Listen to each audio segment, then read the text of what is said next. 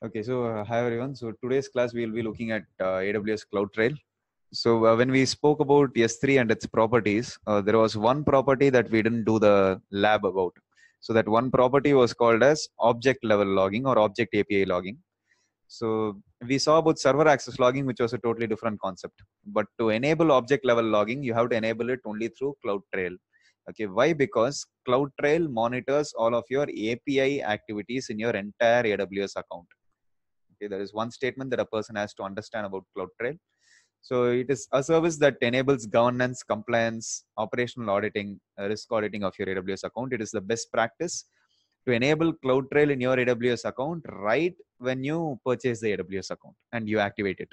Okay, that is one of the best practices that you have to follow. And when you enable CloudTrail, what you get out of it is you will be able to monitor all management level events. So if a person logs into the AWS account, you will find out as to who that person is who has logged into that AWS account. If a person goes ahead and creates an S3 bucket, you will find out as to which S3 bucket he has created.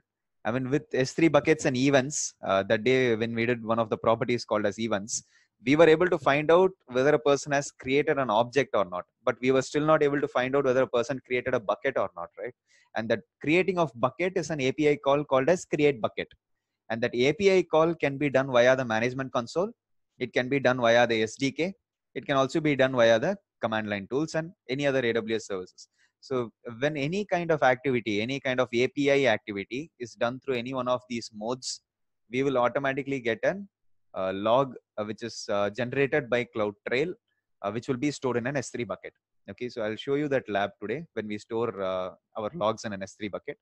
And we will learn about other properties also of CloudTrail. So it can go ahead and be enabled for not necessarily one region. It can be enabled as a global trail across multiple regions. That is possible. If you choose not to enable it across multiple regions, then you can enable it only for that region in particular. Okay. And other than that, it also monitors management plane events, and it also monitors data plane events. So under data plane events, we have two specific services, one being S3 and the other service being Lambda. So when we see that on the console, I'll explain as to what data plane events are for S3 and Lambda. So let's say, for example, that you're going to create a bucket, or you're going to modify a bucket policy, or you're going to modify a bucket ACL, or you're going to modify the block account public access or block bucket public access.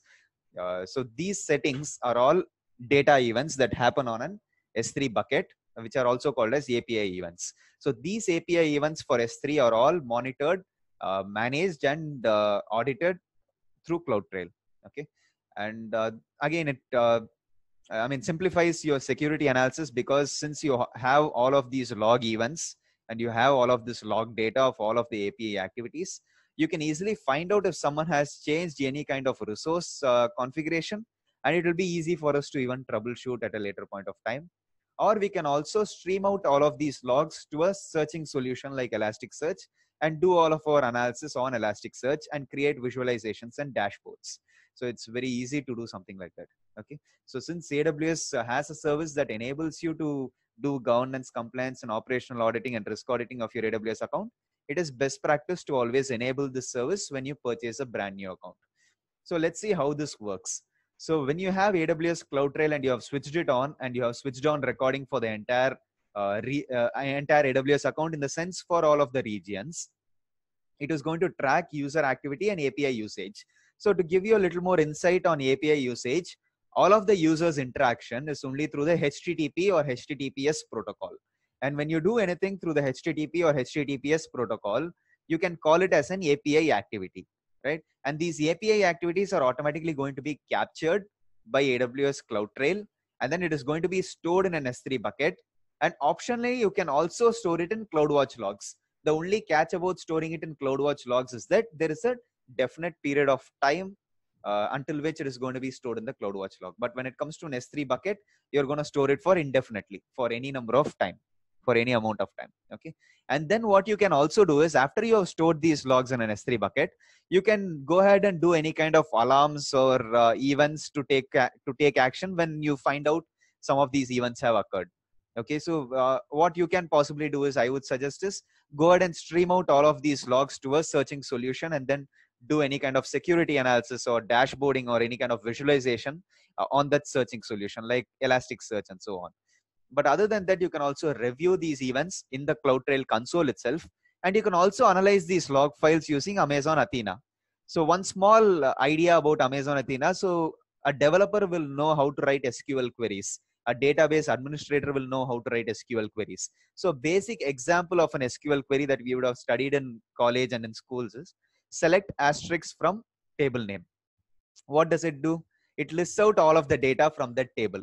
So that's as simple as it is going to be with Amazon Athena. So once you have stored all of your log files in S3, you can query these log files in S3 through Amazon Athena just by writing simple SQL queries. Okay, so that's that easy to do. Okay, so in that way, CloudTrail helps us a lot in terms of auditing and compliance. So one more thing to know about CloudTrail is certain use cases. So CloudTrail makes it easier to ensure compliance with internal policies and regulatory standards by providing a history of activity in your AWS account. So let's say 10 days before, if I want to find out who logged into my AWS account and modified a security group, I'll be able to find out just by looking at some of the logs in CloudTrail.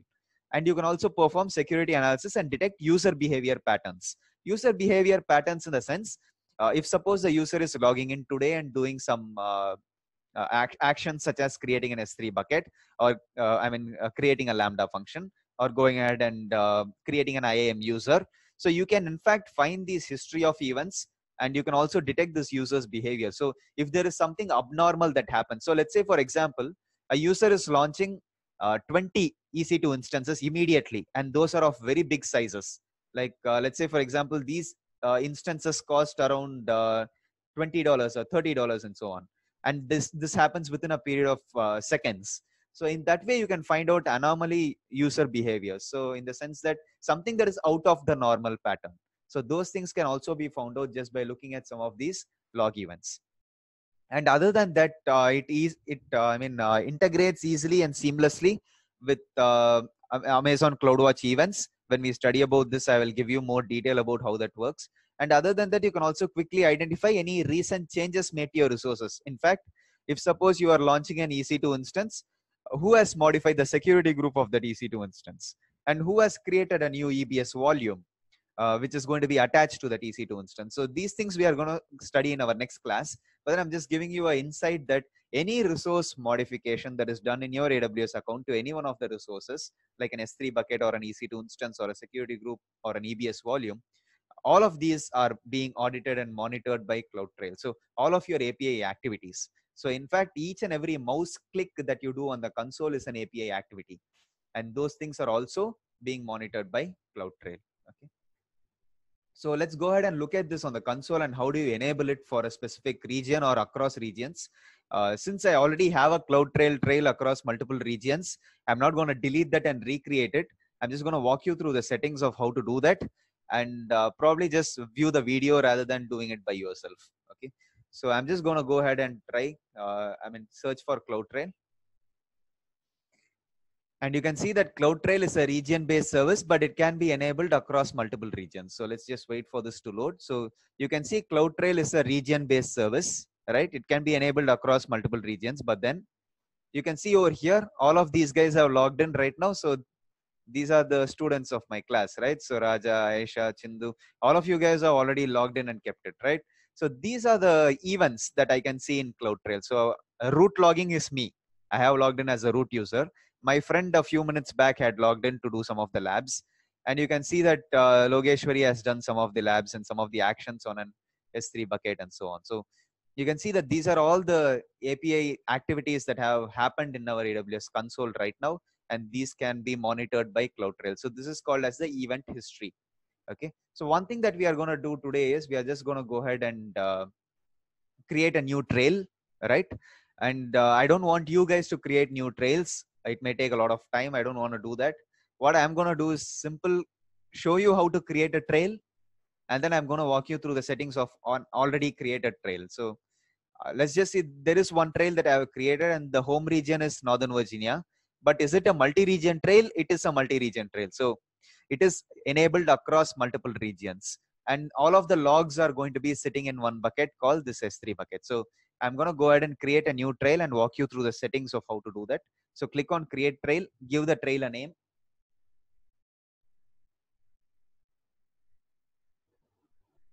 So always when working in an organization, ensure that you give a meaningful name over here. And you can see you can apply this trail across multiple regions. I'm going to give it as yes, which means it will be applicable across Northern Virginia to Sao Paulo. So all of these regions, it will be applied. And when it comes to apply trail to my organization, I'm going to explain this at a later lecture. Okay. And you can see over here that we have some management events. So these management events are known as the control plane operations, such as a person who does any kind of activity while logging into this AWS account. That is a management event. When a person does a console login, when a person does an IAM modification, when the person modifies an IAM user's password, when the person goes ahead and modifies an IAM policy or an IAM role, those things come under the management events. So do you want to record all the read-only events or the write-only events? I'm going to record all. I'm going to record both read and write.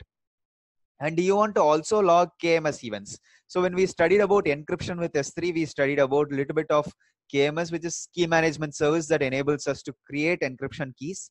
So when a person goes ahead and creates an encryption key for himself, suppose one of you guys do it for yourself, do you want me to log that also? I want to log that activity also, is what you're stating over here. And we are going to learn about insights event a little bit later, but we will scroll down to data events. So under data events, we see S3 and Lambda, the two services that are mentioned over here. So what we are going to do is these data events are something that happens along the lines of get object and put object. So anything that happens within that S3 bucket, anything that happens within the Lambda functions, like invoking a Lambda function.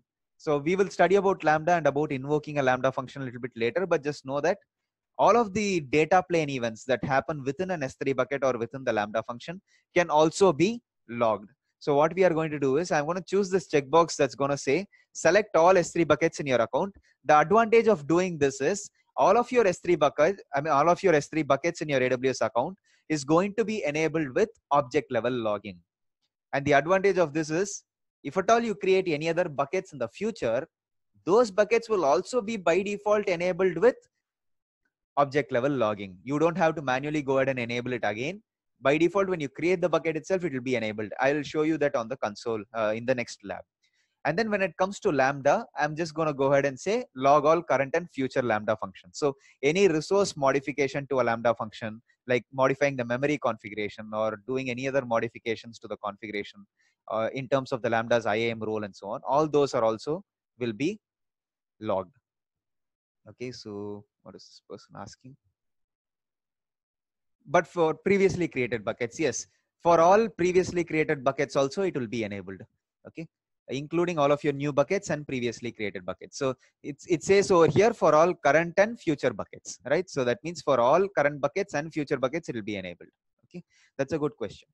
Okay, so the next one that we are going to see is where do we have to store all of these logs? So these logs are very important for us, right? So we don't want anyone to mess with these logs in that bucket. So this bucket should not be given access to anyone. So that is one best practice that I would suggest. So if you're giving access to anyone to work with S3, please don't allow them to work with this specific bucket because our logs are stored over here. So we are going to create a new bucket. You can put the bucket's name over here. So let's say, for example, it's a text box. It is not a drop down. It's not a list of drop down where it shows you all of the buckets. Even if you choose no, you can choose all of your buckets, but still you can enter a bucket's name over here. But what we are going to do over here is we are going to choose create a new bucket, and then we are going to go ahead and type the bucket name.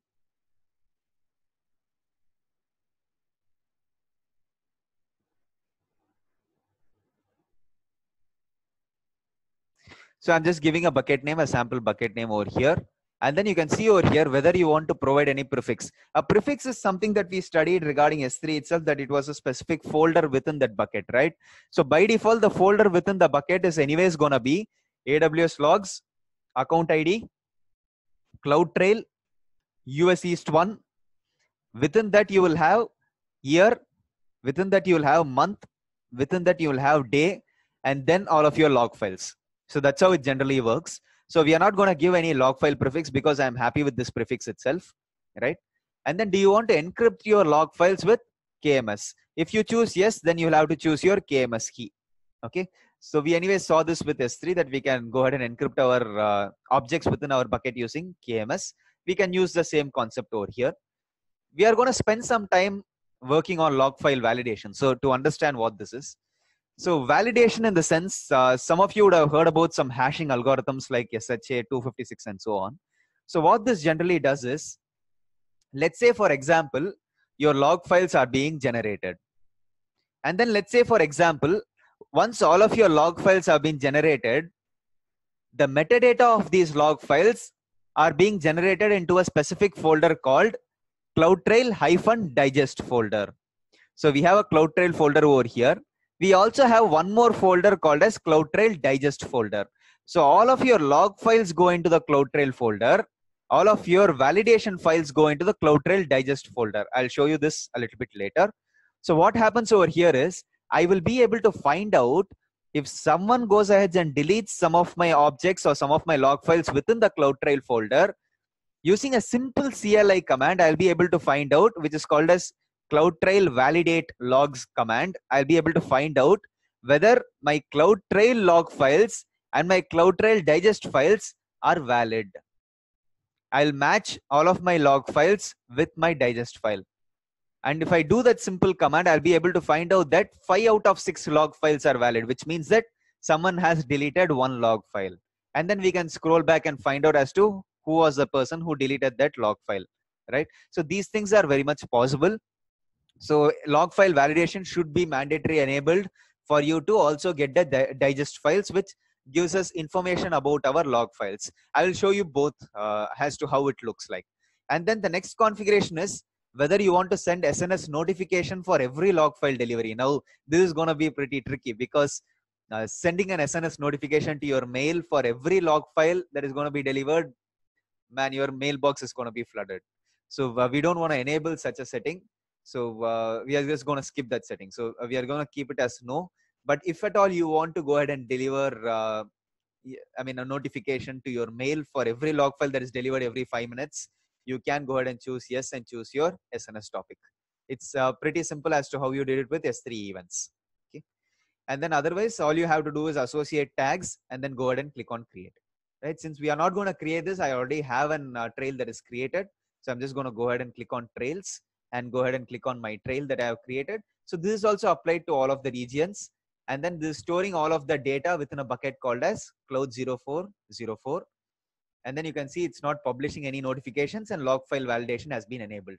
Now what we will do is, okay, so but before that, CloudWatch logs I mentioned, right? So that you can store all of your CloudTrail logs in 2 destinations, one being an S3 bucket, one being CloudWatch logs. The catch to this is, while creating the trail, you only see the S3 bucket as your destination.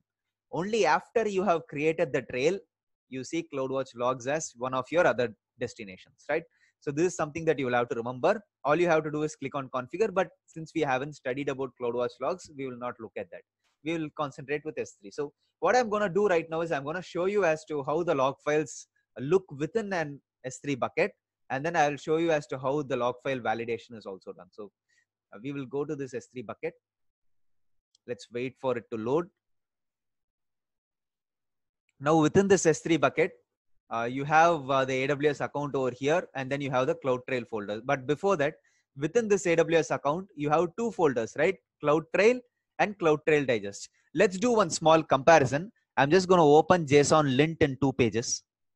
In 2 tabs. So now what we will do is we will go into the CloudTrail folder. We will go into a specific region called US East 1. We will go into the year 2020, month 04, and then we will scroll down to the latest date, which is 11. And then we have a lot of log files being generated over here, right? So let me see if I can expand the screen. Okay. So you can see that there is one log file over here. Let's see if I can minimize. Yeah, super. So you can see there are multiple log files that have been delivered. So what I'm going to do right now is I'm going to go into the CloudTrail digest folder also. So I'm just going to open this in a new tab. I'm just going to go to the exact same year, month, day. CloudTrail digest, US East 1, Northern Virginia, 2020, 04. 11. It is the same date timestamp, date stamp as the same within the CloudTrail digest folder. Over here, you can see very minimal number of log files have been delivered, right? I'm going to open up one of these guys. Okay, I'm going to open this guy up. I'm going to click on this object. It is going to show access denied because it's not public. I'm just going to go ahead and download it though. Download will work because I am the root user. So I'm just going to click on download. I'm going to open this in a, automatically it's going to choose a text editor and open it up. I'm just going to take the JSON and paste it over here. And then we are going to see how it looks like. Control A, Control C, Control V, validate JSON. So you can see over here, it tells you all of the log files that have been delivered to your S3 bucket. All of the log files, one after the other. Now let's do a small comparison. Let's find out whether a log file actually resides within the S3 buckets, within the CloudTrail folder with the ending name as this. So let's just search for this guy. I'm going to do a Control C over here. And then I'm going to go back to this particular folder where we have all of the log files. I'm going to do a simple search. Do you have that file? You don't. Let's do another file and see if it's there. It may be within another folder also, guys. It's very much possible. Let's see this at least if it's there. Okay, this is also not there over here. So let's see if this guy is there over there. So FQ3TM. So let's search over here for FQ. Sorry. So you can see over here, this FQ3TM is there.